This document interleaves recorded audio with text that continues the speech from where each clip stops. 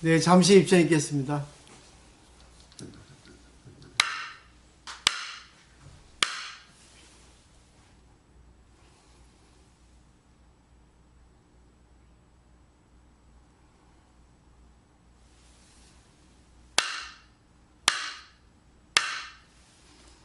네, 반갑습니다. 반갑습니다.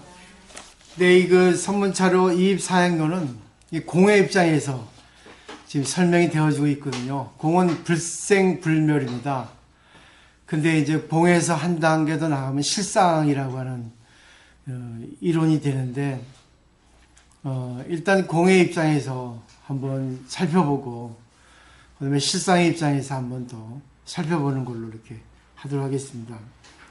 근데 여기 보면은 첫 번째, 우리는 생멸의 세계에 살고 있어요. 생멸이라는 것은 생겼다 없어진다. 그러니까 결국은 좋은 거 나쁜 것이 있다는 겁니다. 근데 이 진리의 세계는 불생불멸의 입장에서, 무생멸의 입장에서 얘기가 되어지고 있거든요. 결국은 생기지도 않고 없어지도 않는다. 자, 이런 논법을 가지고 우리에게 뭐를 가르쳐 주는가 하는 걸 한번 살펴보시면 좋을 것 같아요. 자, 범부는 어찌하여 나쁜 갈래 떨어지게 됩니까? 그러니까 우리 범부는 우리 중생 평범한 사람인데 악도 왜 떨어지게 됩니까? 라고 하니까 답을 하죠. 자아가 있기 때문이며 어리석기 때문이다 그랬어요. 그리고 자아가 있기 때문에가 가장 기본적인 거죠. 자아라고 하는 것은 나라고 하는 의식입니다. 그래서 어리석기 때문이 되는 거죠. 이제 가정을 해서 말을 해봅니다. 나는 술을 마셨다라고 말하면 지론이가 그대는 술이 없을 때 어찌하여 없는 술을 마시지 않는가라고 말합니다. 이거는 결국 뭐냐면 우리 일반 세계에서는 나는 술을 마셨답니다. 근데 진리의 세계, 이 물생멸의 세계, 불생불멸의 세계에서는 술을 마신 것 자체가 마신 게 아니고 그냥 자연적인 거예요. 그렇기 때문에 술을 마셨다는 게 아니라 그냥 술하고 관계를 하는 거죠. 술이라는 것도 인간 세계에서 개념을 설정한 거지 않습니까? 근데 보세요. 술이 없는데 왜 술이라는 것을 있다고 가정하냐 이렇게 얘기를 하는 거죠. 또 말하죠. 어리석은이가 또 말하기를 넌 없는 술을 마셨다고 하면 지론이가 그대가 말하는 나라는 것은 도대체 어디에 있는가? 술이 있고 술이 없다 하는 것은 결국은 자아가 있다고 생각하기 때문에 있고 없는 거거든요. 잘 생각해 보세요. 우리는 술이 있어서 술을 마신다. 술이 없어서 술을 안 마신다. 근데 사실 그래요. 술 먹는 것도 내가 상대하고 나하고 술하고 인연이 맞아서 술 먹습니다. 그럼 거기서 끝나는 거예요. 근데 술을 마셨다고 해서 거기에 벌어지는 과거, 현재, 미래의 어떤 삼세간의 모든 것을 연결시키기 때문에 거기에 대한 어떤 고정관념에서 나오는 개념이 설정된다는 거죠. 그러니까 뭐 술이 있고 없고 결국 그 술이 있고 없고는 결국은 누가 생각을 하냐 그겁니다. 그래서 여기서 이 공의 입장에 대해서 참 생각을 해보셔야 돼요. 세상에는 술이라는 것도 있고 술이 아닌 것도 있습니다. 좋은 것도 있고 나쁜 것도 있어요. 근데 내가 그렇게 관계할 때 좋은 건 좋은 거대로 나쁜 건 나쁜 건대로 관계하면 거기서 구애가 없는데 거기에 우리가 구애가 되는 거는 자기 입장에서 전부 다 구애를 받거든요. 그때 거기서 문제는 거기서 이제 파장이 나오죠. 그 다음에 또 보죠. 어리석은이가 또 말하기를 나는 죄를 지었다라고 하면 지론이가 그대가 말하는 죄는 어떤 것인가 라고 말하죠. 죄를 지었는데 사실 그래요. 우리가 이 불교공을 하면서 가장 기본 베이스가 공인데 공을 너무 간과한 것 같아요. 공의 입장이 되면 그냥 저절로 상대가 좋고 상대가 나쁘고 하는 것이 없어집니다. 그냥 그때그때 따라서 내가 관계하고 싶은 대로 관계하고 또 내가 공부가 되면 상대가 어떻게 하든 관계가 없어져요. 근데 우리는 오바 해석을 해서 거기서 좋은 거 나쁜 걸 가려가지고 저건 안 좋다, 저건 좋다 하다 보니까 거기에 오래도 걸려버리게 되는 거죠. 그러니까 결국 공이라고 하는 가르침도 모르게 되고 공이라는 가르침을 모르게 되니까 상대방에 대해서 감정적인 관계를 하게 됩니다. 그럼 결국은 공부 안 하는 것보다 더 못한 거죠. 공부를 안 하면 안 했으니까 이해가 된다 하지만 공부를 해서 더 나빠지는 거거든요. 제가 요즘 생각한 게 그거예요. 내가 과연 공부한 게 무엇인가? 공부해서 내 입장에 대해서만 생각했지 상대 입장에서 하나 생각하지 않았냐? 상대는 상대 입장이 있고 상대는 상대의 개념이 있는데 상대가 싫다는데 내가 못하라고 이렇게 할 필요 있겠냐? 그러고 그래요. 나에게도 좋은 사람이 있고 싫은 사람이 있어요. 나에게도 잘해준 사람이 있고 나에게도 못해준 사람이 있습니다. 나도 인간이다 보니까 아무래도 나에게 잘해준 사람은 더 점수를 매기게 되고 나에게도 못해준 사람은 점수를 안 매기게 됩니다. 그 자체도 나도 문제가 있는 거 아니에요. 공이 아니잖아. 색이지. 이 생각을 내가 쭉 해왔어요, 요즘에. 그래서 이제는 조금 공의 입장에서, 수행자의 입장에서 공은 무기력한 게 아닙니다. 정말 그냥 관계하자. 그냥 이 세계는 생태계가 있고 자연계가 있어요. 근데 전부 일정한 법칙이 있습니다. 이 법칙에 따라서 살아가다면 문제가 없거든요. 그냥 자기가 안 하면 되고 하면 되고 구애받지 않으면 돼요. 상대가 잘하든 못하든 관계없이 그냥 받으면 되고 또 내가 하기 싫으면 안 하면 되는 거지. 근데 억지로 보니까 내가 거기서 교묘한 내가 계산이 나와가지고 잘해야겠다 하는 생각에 걸려가지고 문제가 됐다고 생각합니다. 그래서 저는 이제부터는 진짜 공의 입장으로 돌아가자. 원래 자연으로 돌아가야 되겠다. 그 생각을 한 거예요. 그렇지 않다 보니까 이 세상에 휘둘리게 되고 이 자본주의 사회에서 돈 더 하는 그런 그 도리슈나 어떻게 말했던 거기에 이제 휘말리게 된 겁니다. 그러다 보니까 끝이 없어요.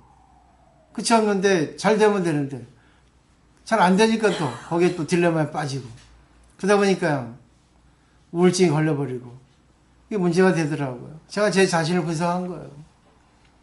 그 다음에 또 보죠. 어리석은이가 또 말하기를 나는 죄를 지었다라고 하면 지혜로운이가 그대가 말하는 죄는 어떤 것이라고 말하고 근데 이것은 또 모두가 인원을 말미암아 생겨난 것이니 실체성이 없는 것이다. 생겨났을 때 자아가 없음을 알고 있는 이상 도대체 누가 짓고 누가 받는단 말인가. 그냥 중론에서 얘기해요. 인연이라는 거는 실체가 없다는 거예요. 인연이 만났는데 인연이 만나지 않았으면 결국 결과가 없잖아요. 인이 있고 연이 없어도 안 되고 연이 있고 인이 없어도 안 돼요. 근데 인연이 똑같이 된단 말입니다. 아니죠. 어느 것이 센가에 따라서 인이이기도 하고 연이이기도 해요. 근데 사람들은 그렇습니다. 자기가 좋아하는 사람끼리 편을 갈라서 자기 쪽에 편을 만들고 또 상대 쪽에 편을 만들고 하다 보니까 어떻게 보면 민주주의의 어떤 병폐가 그렇게 되는 거라고 이제 생각하게 된 거죠. 과연 내가 종교인인가? 내 자신을 한번 살펴보는 그런 순간입니다. 어느 것도 다 평등한 이 세계인데 그걸 갖다가 평등한 입장에서 보지 않고 차별의 입장에서 보는 거죠. 그것도 결국 차별이라는 것은 자기 중심으로 보는 차별이거든요. 그래서 정말 종교의 근원적인 거 모든 것은 절대 평등이다 하는 그 본래의 어떤 위치로 들어가야 된다고 하는 생각을 해보는 거죠. 그 다음에 경에 이르기를 본분을 억지로 분별해서 내가 탐욕하고 내가 분노하고 내가 어리석다고 생각하는데 이처럼 어리석은 일은 세 가지 나쁜 갈래에 떨어진다라고 했다. 이건 제법 무생경이거든요. 모든 것은 생기지 않는데 오직 중생들의 입장에서는 자기 억지로 분별해서 좋으니 나쁘니 분하는 겁니다. 즉 정치를 보세요. 그렇게 공부를 많이 하는 사람들이 왜 옳지 않은 일들을 자행하냔 말이죠. 자기가 옳은 걸 주장해서 남을 비방하고 자기 욕심을 극도로 지금 부풀리고 있지 않습니까? 근데 어느 것이 옳은지 어느 것이 그른지 그건 잘 모르겠어요. 저는 우리나라의 인연이라고 생각합니다. 그리고 인연이라는 걸 알면은 억지로 자기 생각에 대해서 좀 내려놓으라. 내 입장에서만 해석하지 말라. 늘 말씀드리지만 상대의 입장도 봐야 된다. 내가 옳기도 하지만 상대가 옳기도 하다 그러죠. 내가 틀리기도 하지만 상대가 또 옳기도 해요. 또 상대가 틀리기도 하지만 내가 옳기도 해요. 근데 그게 왜 인연이 됐을까? 그 인연에 대해서 한번 살펴보면은 그 다음 모든 게 공으로 돌릴 수 있지 않냐. 왜? 나하고 상대하고 인연이 갖춰졌기 때문에 어떤 결과가 나왔죠. 그 결과도 인연이 없어지면 없는 거죠. 근데 인연 때문에 계속 그걸 하다가 계속 확대 해석하잖아요. 그 계속 고정관념에 계속 아래하시게 저장하지 않습니까? 그 사람의 어떤 이미지를. 또 경에 이르기를 죄의 본질은 안에 있는 것도 아니고 밖에 있는 것도 아니고 중간에 있는 것도 아니라 했으니 이건 유마경에 나오죠. 죄의 본질은 안에도 밖에도 중간이요.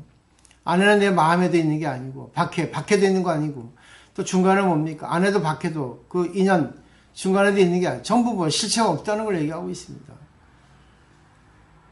내가 죄를 지었다는 거는 사회적 관념적으로서 죄를 진 거지 사회적 관념을 떠나면 죄를 진 게 어디 있어요. 보세요. 유전무죄잖아요. 그렇게 죄를 많이 지고도 너무 많이 배워놓으니까 죄가 아니에요. 아무런 죄도 아닌데도 죄가 됩니다. 누가 만듭니까? 근데 그것을 우리가 불교 공부를 한다면 걸릴 필요가 없다는 거죠. 나에 대해서도 그거 받으면 되고 상대에 대해서도 비판할 필요가 없다는 겁니다. 그냥 관계하면 돼. 백지 상태로. 근데 우리는 계속 과거에 의한 관계를 통해서 현재를 관계하고 현재를 관계함을 통해서 미래까지 연결되죠. 결국은 뭐예요? 변하는 게 아니라 계속 층층이 쌓는 거죠. 저 사람에 대한 이미지를. 그래가지고 무슨 공부하겠어요. 그러고 그러잖아요. 내가 공부할 때 가지고 알량하게 상대한테 잘한다 해놓고 상대가 또 안 하면 또 화나잖아요. 제가 그런 꼴이었어요. 그럴 필요 없다. 그 필요 없다. 그냥 공부만 하면 된다. 공부는 죽어 있어요. 공부를 살리기 위해서는 여러분들이 받아서 여러분들이 하기 나름입니다. 자기가 받아서 자기가 공의 입장에 승화시켜서 공의 입장이 결국 평등이거든요. 감정을 배제하는 거거든요. 그리고 거기서 이제 실상의 입장에서 어떻게 해야지 이 사람하고 나하고 웃을 수 있을까 하면 되는 거예요. 제가 그랬잖아요. 상대를 바꾼다는 게 최고의 사치고 최고의 교만이라는 거를 알고 있었지만 요즘에 그게 더욱더 머리에 들어온다고. 어느 번에 또 유튜브 올린 거 보니까 나보고 확철대오한 스님 같다 하대요. 웃었죠. 무슨 확철대오. 고민한 것 중에 한 번 조그만 거 깨달음이 열린 것 뿐이지. 그게 계속 불만이잖아요. 더더더 하니까 계속 불만이야. 그러다 보니까 나도 모르게 빠져버린 거예요.